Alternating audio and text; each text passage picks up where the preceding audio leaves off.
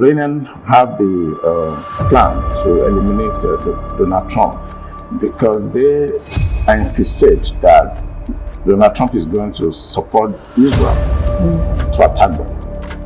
What has happened in Middle East in the past few months has forever. And people will get to know that. And this is the first time the Israeli will carry their strategies and physically bomb Iran. So it can never be the same again because now they've broken the ice, you know. It is a plan of what we call the Greater Israel. They want to expand. Israel wants to expand to Lebanon, Syria, Jordan, Oman, and so on. So they want to expand because they have this blueprint of a greater Israel. Some of you that are Christian, you've read the Bible. I mean, the promised land is beyond that little place you are seeing on the map. It extends up to Iraq, up to Iran.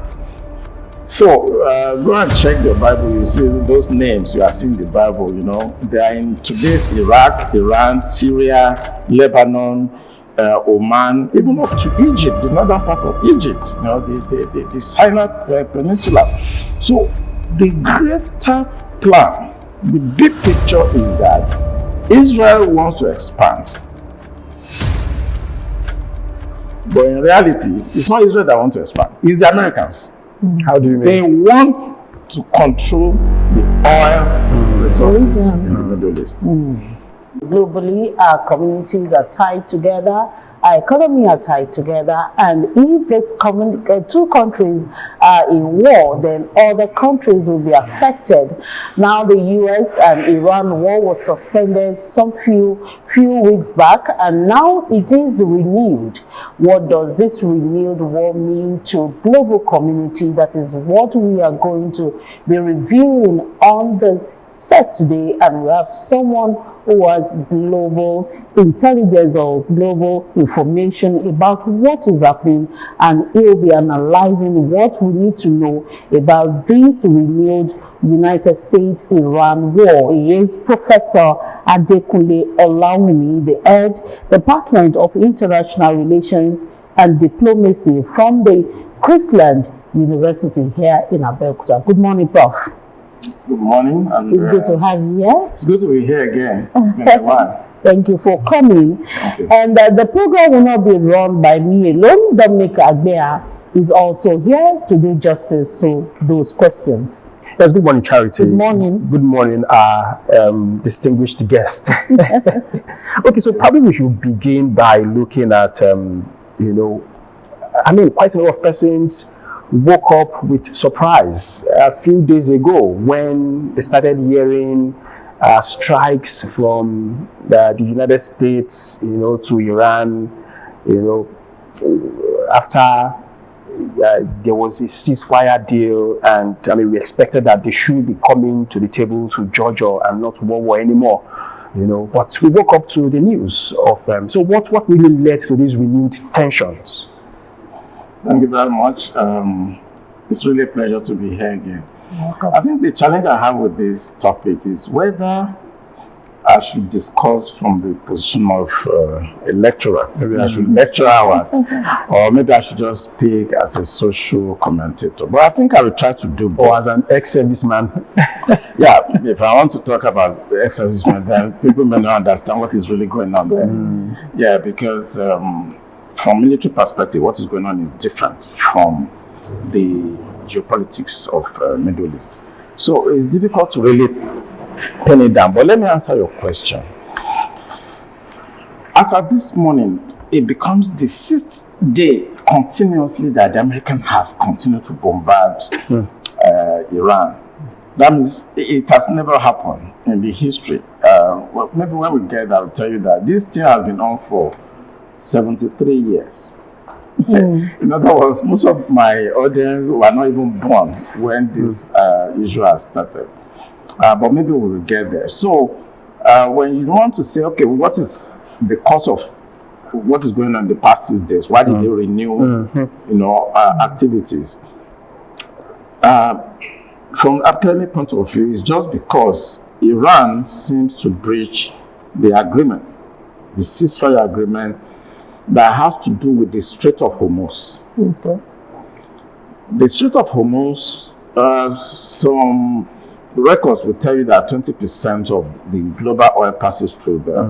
But my recent work shows that it's more than that. It's almost 38%. So what the Iranians are trying to do is to control Strait of Hormuz and use it as leverage against the West. And they try to mitigate that. You should allow that place to be free. You should be toll free, because it's threatening that it's going to be charging $1 million for every ship that passes. So, and I think there was a truce, and he stopped attacking the vessels when the American used their gunboat diplomacy to actually block that access. Now that the Americans started to bomb them, particularly they were bombing infrastructures. They were not targeting military installations. Okay. They were destroying their bridges, they are destroying their electricity grids, water production facilities, and so on. So Iran decided to start attacking ships that were passing through the Strait of Hormuz. And America now used that as an opportunity now to destroy all the military installations that the Iranians are using to leverage on Strait of Hormuz. Recall that the Strait of Hormuz is less than 20 kilometers across, so it's a very small, narrow path. It's a choke point. So I think the reason why they started bombing again is because about 6 or 7 days ago, Iranian attacked some vessels that were carrying crude oil across that place. And as we speak, more than 20,000 sailors are under, quarantine basically, more than 20,000. And the number of ships that has been passing that place has reduced, and it has led to an increase in oil prices globally. I'm sure the price of petrol has also gone up in Nigeria. So I think we'll get there. But the reason they started again is because of the Strait of Hormuz. Technically, yes. How about the leaked publication? I mean, that actually revealed that Iranian authorities are actually targeting Donald Trump, I think Keir Starmer, and quite a number of top people, really, that their aim is to bring these people down in no distant time. I mean, is that also not part of what fueled the tension? In war, all is just in war. After all, the Americans killed the Ayatollah and killed almost all the Iranian nuclear physicists and very important personalities. So it's not a new thing. More than 6-7 months ago, before they even started this, Iranians have the plan to eliminate Donald Trump, because they envisage that Donald Trump is going to support Israel to attack them.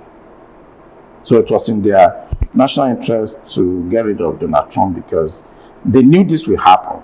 So the Iranian intelligence have been trying to actually get at the American leadership. And one of them died recently. I don't want to mention it on air. There's also some likelihood that he was taken out maybe in Ukraine. He went to Ukraine and so on. So I mean, all is just Israelis, they do it all the time. They kill leaders, they kill nuclear scientists. So it won't be out of place if Iran also wants to eliminate Donald Trump. Okay, let's look at the power dynamics now. The Middle East is beginning to look and see the power within that region is questioned by this war that is prolonged, so to say. Yeah. So how do we now say, is this power dynamics in the Middle East, is it threatened? Is it this escalation, will it be a permanent one? What will be the future of power dynamics in the Middle East? No, your question is very strategic, but it's in many parts. What has happened in Middle East in the past few months has changed the dynamics forever. Forever. And people will get to know that later. It's forever. It can never be the same again. Prior to this time, you see the Israelis surreptitiously I mean, they attack Iranian interests here and there, you know. You also notice that the Iranians surreptitiously, through Hezbollah, through proxies, they also, you know, that's what has been happening. Then even the United States, they only, you know, enforce sanctions, you know, economic sanctions against Iran. But if you watch what has happened in the past few weeks, this is the first time that the Americans will physically bomb Iran. And this is the first time the Israeli will carry their fighter jets and physically bomb Iran. So it can never be the same again, because now they've broken the ice. You know, initially they were doing it through proxies, surreptitious movements, killing each other, but now that they've not broken the ice, it can never be the same. It can never be the same again, and it will only get worse the way it is. But if you really want more detail as to what is happening concerning the Middle East, that's why I say there are two parts to your question. Okay.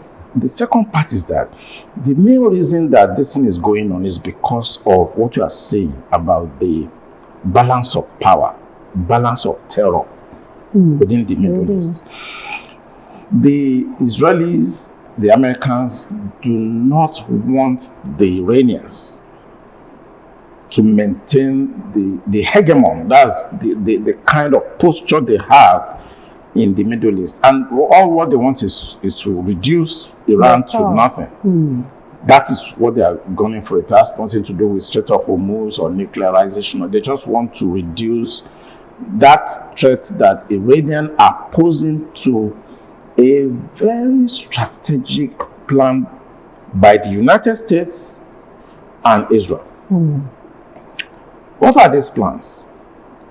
It is a plan of what we call the Greater Israel. They want to expand. Israel wants to expand to Lebanon, Syria, Jordan, Oman, and so on. So they want to expand because they have this blueprint of a Greater Israel. And some of you that are Christian, you've read the Bible. I mean, the Promised Land is beyond that little place you are seeing on the map. It extends up to Iraq, up to Iran. So go and check your Bible. You see those names you are seeing in the Bible. You know, they are in today's Iraq, Iran, Syria, Lebanon, Oman, even up to Egypt, the northern part of Egypt. You know, the Sinai Peninsula. So the greater plan, the big picture is that Israel wants to expand. But in reality, it's not Israel that wants to expand. It's the Americans. How do you mean? They want to control the oil resources in the Middle East. That is the big picture. They want to control all those lands because they check from satellite the amount of crude oil and gas and other rare earth minerals that are in the Middle East that we don't even know yet. It is what is pushing the Israelis and the Americans to do what they are doing. The only country that is stopping them right now is Iran. So no matter what we say on TV, no matter what we talk about, the judicial issue, ICC, International Criminal Court, ICJ, nothing is going to stop the Americans and the Israelis from achieving this greater Israel project. So that is the issue. The Middle East power balance. Okay, so are you saying is beyond, I mean, it's not a Trump agenda, it's an American agenda? I like that question. Let me tell you, it is an American agenda.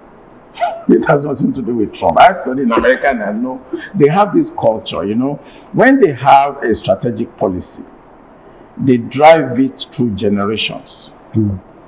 I was just telling you in the beginning that this thing started since 73 years ago. And if you still recall what happened in 1953.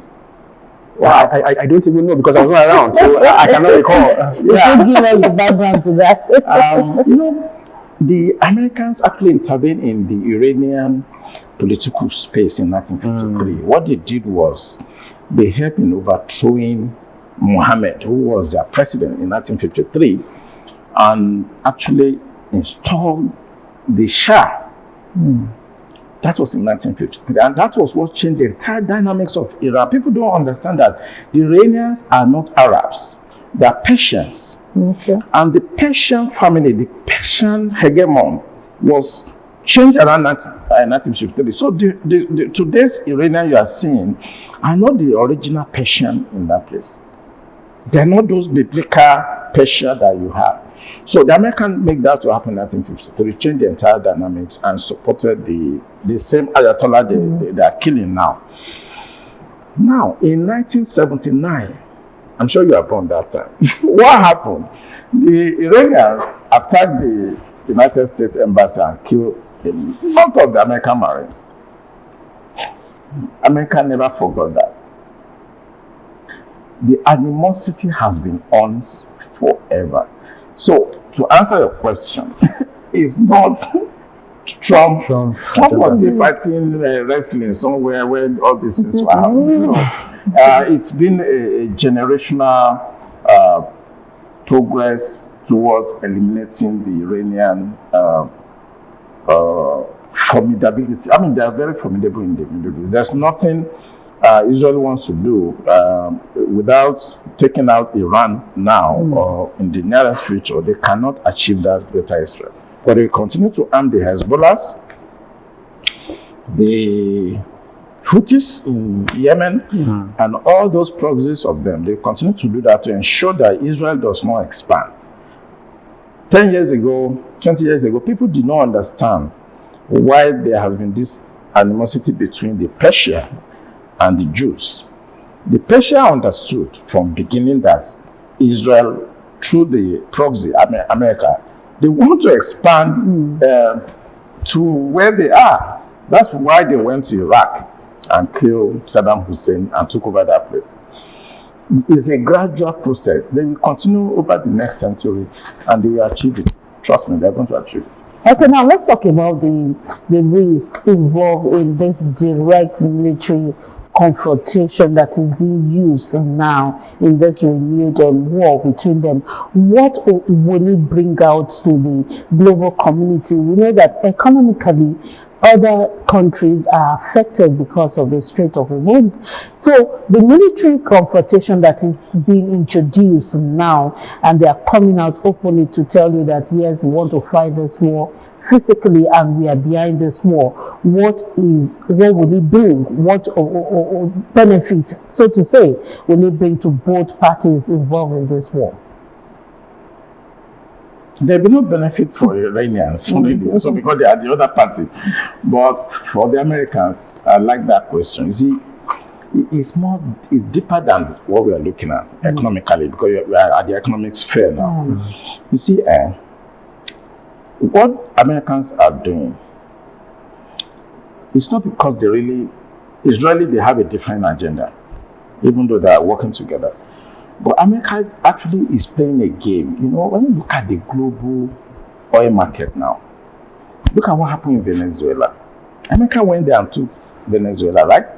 They're in charge of the Canadian up to Greenland. So the entire North America and South America there is under American control. The only area that is not completely under American control is the aspect of the Iranian oil, not even the Gulf states. They are controlling the Gulf states. But one of the reasons why America is doing this is because America is planning for the Chinese interest in Taiwan. Americans know that the Chinese will take Taiwan. It's a matter of time. Where is the Chinese, where are they getting their energy from? Iran. If I'm not exaggerating, 60 to 80% of the Chinese sources of power, energy, oil, gas, is from Iran. The remaining one is from Russia. You know, Russia is not somebody you can play like you can do with Iran. So the target is actually, people don't know, it's against China. They're trying to ensure that the strategic reserve of China as long as this war is still going on, It will be depleted. it will be depleting. So they are not going to have enough energy and power to conduct a campaign, a military campaign in the Indo-China Sea. You remember we have the Taiwanese, you have all the Singaporean, you have the Leyte Gulf, you have a lot of interest there in the Indo-China Sea that Americans are also contesting, up to South Korea, you know, Japan, understand? So they are trying to ensure that the energy source, the source of energy to China is being constrained because China, they are very smart. They build a huge strategic reserve that there's nobody in the world that has so they have a lot of strategic reserve. But as long as this war is going on, they'll be depleting those strategic reserves. And they're going to ensure that the Chinese will not have a very certain way of getting oil to prosecute what is happening in Indochina, because that's going to be the next phase. After Ukraine, we're going to see Iran. Then after Iran, you're going to see Taiwan. So that is the big picture there. Why and who's going to benefit is America. Let me tell you why. Okay. When you close what is happening in the Strait of Hormuz, now countries will have to seek for oil. Where will they go? The only place they can go is either they go to Russia, which is under severe sanction, or they go to the North America. So America has been calling people, hey, Strait of Hormuz is blocked. Hey, come to us. We have oil. You can buy from us. So It's a strategy. It's a strategy to ensure that they destroy that ecosystem in the Middle East.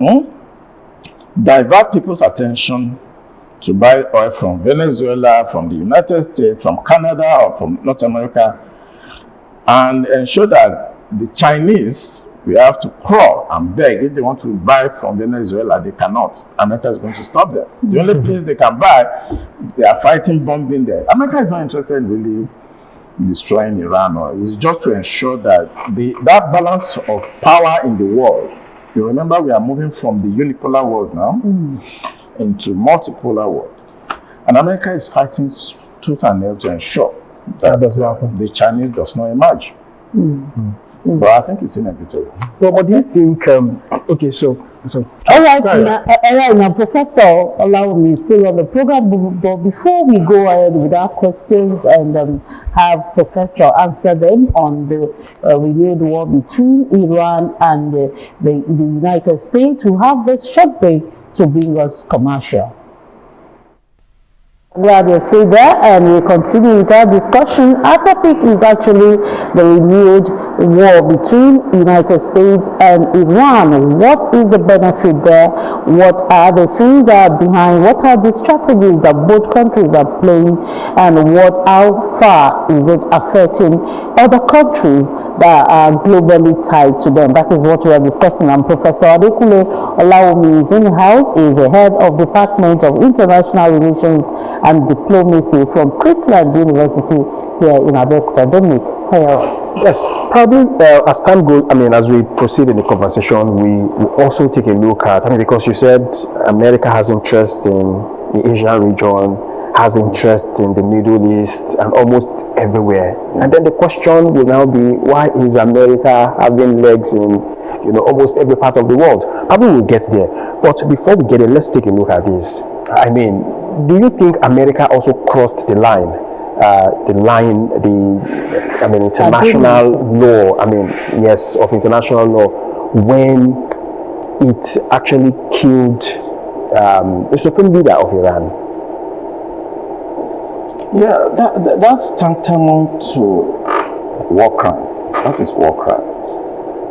And it's covered by international law. There are three very important things that international law, brag about. One is genocide, war crime, and the third one is, I think, crime against humanity. So the Israelis, they do it all the time. They cross the line all the time. The Americans, they cross the line all the time. And that question actually leads us to the international security system, the global security environment, the situation that we found ourselves in immediately after the Second World War, that was supposed to actually bring about peace and tranquility, in the world. And they set up beautiful systems, the United Nations system, to be able to ensure that you shouldn't even go to war. If you look at the articles, I don't want to go into too much academics, but Article 2.4, if you go and read it, you see what it says. Americans should not even have attacked. They don't have right to do that. If you look at what Article 2.4 says, but the counterpunch that Americans normally use is Article 51. If you go and look at Article 51, for instance, it tells you that, you can do that in self-defense. So what is self-defense? Was there an attack prior to what the American did? Did Iranian attack any of American interests, facility? Was there any shooting war that is orchestrated by Iran? The answer is no. So Article 51 cannot stand. So if you want to talk about the legal regime or the legal mechanism that guards, the laws are there on paper. But the challenge I've seen as somebody that is into international relations and diplomacy and an expert in what I talk about global security issue, what I've seen is that there's no single body that look after what is going on in Iran today. There's no single body. Some people will argue with me that, the P5, that's the Security Council. Okay, who are the people doing what is going on? Who are they? So when I say on TV that there's no single body, and I can count them, there are many bodies. International Criminal Court is there. ICJ is there, that's International Court of Justice is there. The people in charge of the maritime domain, that's IMO, they're there. The people, atomic energy agencies, that are there. You can mention them. The General Assembly is there, United Nations. The Human Rights Watch is there. But there's no single person that can come out and enforce those mechanisms. That is where the problem is. And because since this is my field, I've been wondering, why do we have what is going on in Ukraine, for instance? Do you know how many people they've killed in Ukraine? And when you look deep, for what? Look at what is happening in Gaza. As at this morning, if you see the damage the Americans have done in Iran, destroying their infrastructure. They are no longer even attacking military installations. They are destroying water, light, electricity, bridges, anywhere they are producing food. And those are key to the civilians. They are destroying everything that is key to civilians. They are also doing something which some people must have seen that, the courts, they are now arming insurgents, terrorists, to infiltrate Iran right now. And they're not hiding it. They're arming them, they're training them, and they're asking them to run, attack Iran right now. So the legal regime I think is where the problem is, because there's no single body. Now, if we have several of these bodies, as you have mentioned, why are they quiet? Okay, for instance, why are they quiet? That's a beautiful question. We found out that, let's take ICC, for instance, International Criminal Court. You know what the American did? Cleverly, they refused to be a signatory to an International Criminal Court. They took it to them, they look at it, they said, no, they're not going to sign to this one. What did the Israeli do? They also took it to Israelis. Israeli look at they said no, they didn't sign. Unfortunately, Iran, they signed, but they did not also domesticate it.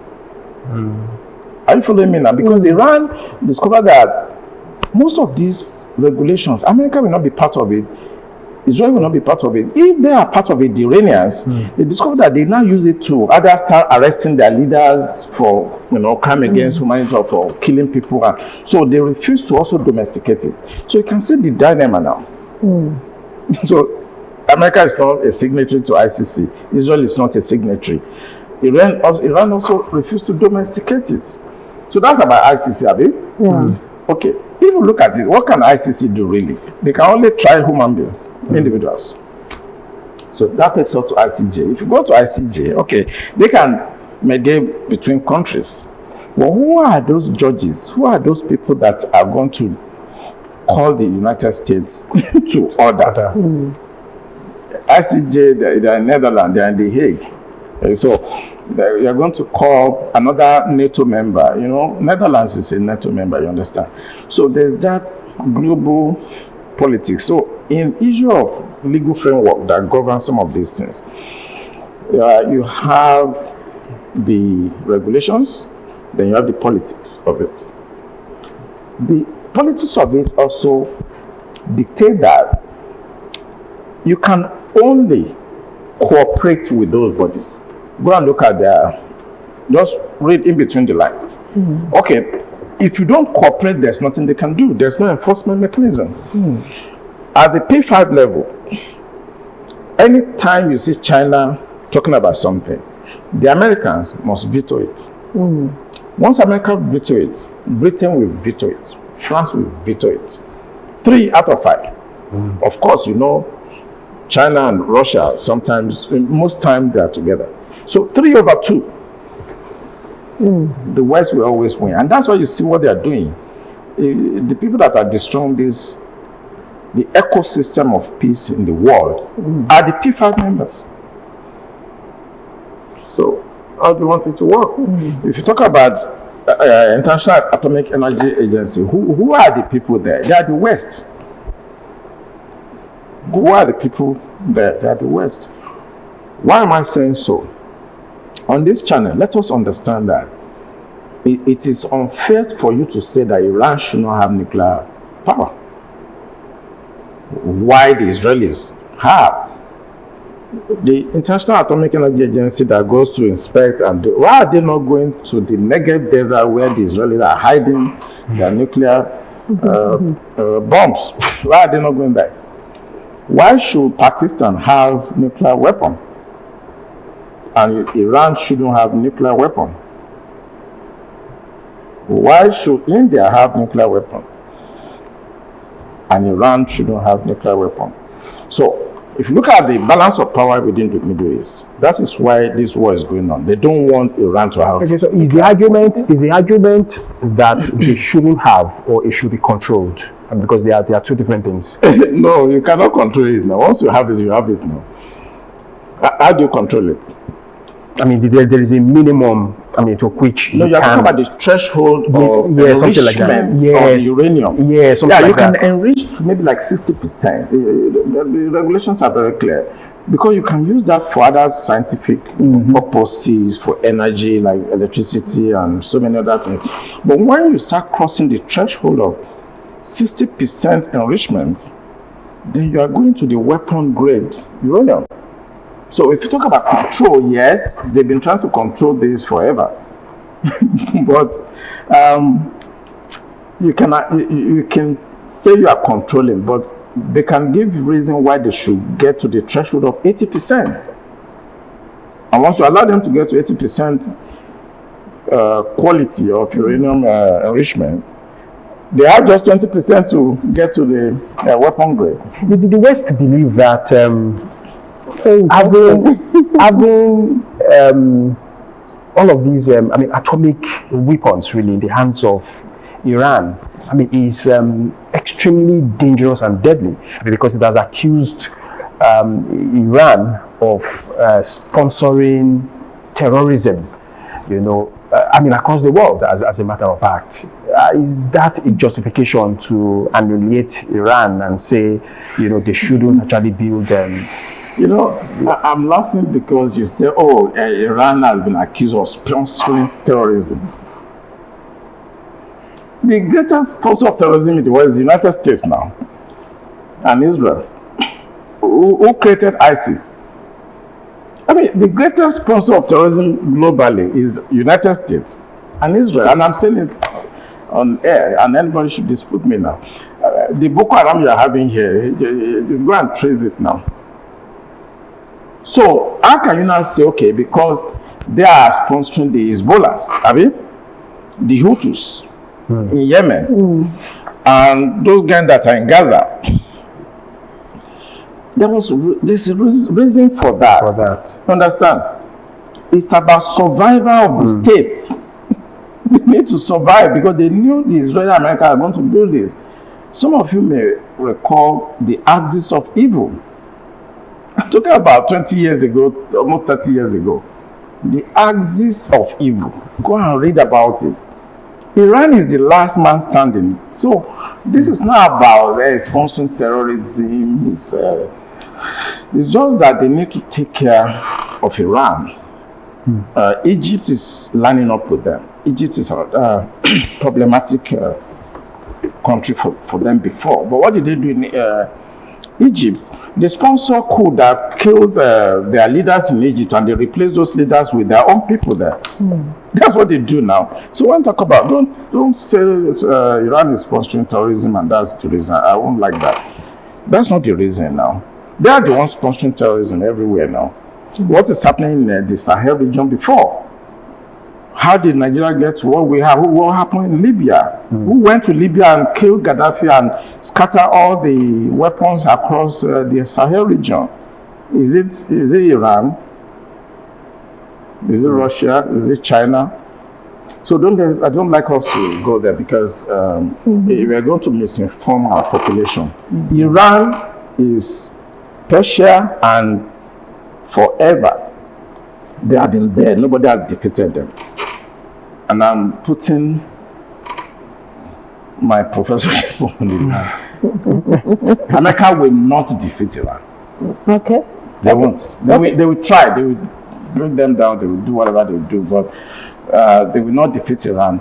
And in the long run, maybe when the president you mentioned now, Trump, when Trump has left, you see, if it takes 1,000 years, Iran is going to deal with the Americans. It will deal with them. Okay, let's look at the role of the diplomacy in all of things. We have mentioned a lot of organizations who are supposed to have mediated and talked to any party that they think should mellow down, or talk to both parties to mellow down, so that this war will not escalate to this point it is now. So why is a diplomacy as a strategy always failing when it comes to the power play of some countries that we see as the major runner of this global community? Why is diplomacy failing in some aspects, and silence is being used in some aspects, and talks will be used in some aspects? Why is diplomacy not the first thing to look at when it comes to war? I'm laughing because, that's my area. I mean, I studied diplomacy from BSc, MA, PhD, and so on. What people don't understand about diplomacy is there's a caveat. Diplomacy is just about reciprocity. That is the caveat. You do me, I do you. Look at what the South Africans are doing to Nigerians. And look at Tinubu. I don't know what he's doing. If they drive our people out, kill the Ghanaians and do what they're doing, diplomacy is about reciprocity. MTN should have been out of Nigeria now. You know what I mean? Whether the South African claim that they have only 50% stake in MTN or so. So diplomacy is about reciprocity. So when you are talking about war, it's war because diplomacy itself has failed. And the Americans are very clever because I studied at Harvard and I studied negotiation and cybersecurity, but mainly negotiation. Americans, for me, I think they are the best when it comes to this type of thing. That's what they are using. Diplomacy means we sit down together and discuss. What are we discussing? We are negotiating the terms, right?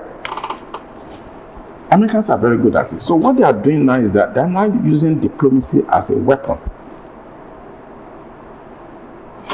They bring you to the table, give you confidence that, okay, we want to talk peace. While you are there, they're going to be bombing your country to shreds. And who can regulate that?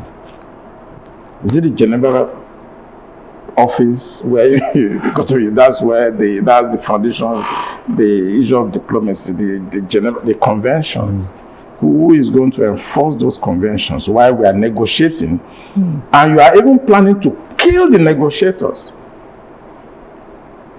Iranian negotiators were under the crosshair of the Mossad agents. They were hunting them. You call me to come and negotiate, and Israelis are hunting the negotiators. So for me,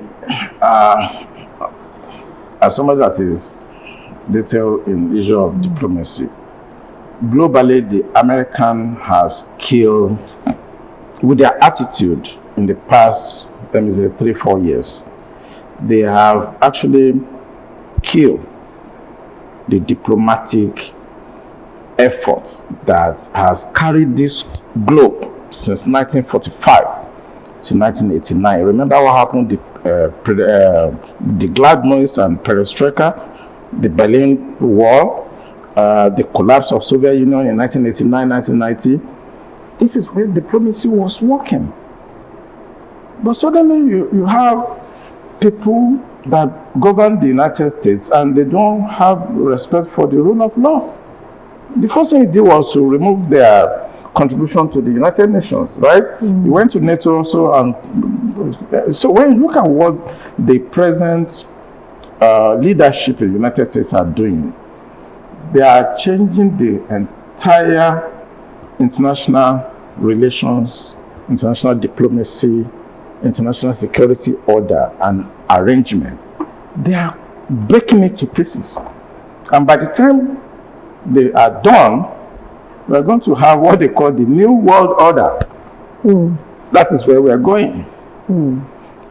Things will no longer be the way it was from 1945 to, let's say, 2000, the early 2000s. They are going to change the entire thing. They are going to continue to do what we call the state practice, that we are going to start getting used to it. That can go to negotiation with you and you tell your criminals to go and kill my mother while we are discussing here. That is an aberration. It doesn't happen before. When you are negotiating, there must be armistice. There must be a ceasefire. Nobody is supposed to shoot again because we are negotiating peace. But what has America been doing in the case of Iran? Each time they go to negotiate, America is going to bomb or kill their leader or do something to the people that are coming because they are relaxed at that moment. Because they are relaxed, they believe that, oh yeah, we are going to talk peace. And the other person is doing something. And if Iran now shoots his own little missiles to Bahrain, Qatar, you say, oh, why should you do that? You do that. But let's talk about that too. I mean, Iran has been bombing neighboring countries. I mean, what's the imports and the implications of that? If you study the bombing, we call it target selection, in operations. Let me tell you, the Iranians, for me, I respect them in this war. They have been very professional. You know what they did? Anytime you hear that, they just, like yesterday, they bombed Qatar and Bahrain and Oman yesterday. Go and check those targets. They are military targets. Whose military? The United States military. In those countries, go and check. The Iranian has been so professional. They have been, in terms of moral standard, because even war, they have rules. That's why you have the Geneva Conventions, and there are rules. War is like football game. Well, some persons would actually say that, yes, they have been professional in doing that because that's the best they could do, really. Do you think they could have done more than that? They could have done more. I mean, I'm sorry to say this. I watched the bombing and the missile strikes in Tel Aviv and Negev and some. And I sometimes I'm wondering, why are Iranians so docile? They are making so much effort to target only military targets in Haifa.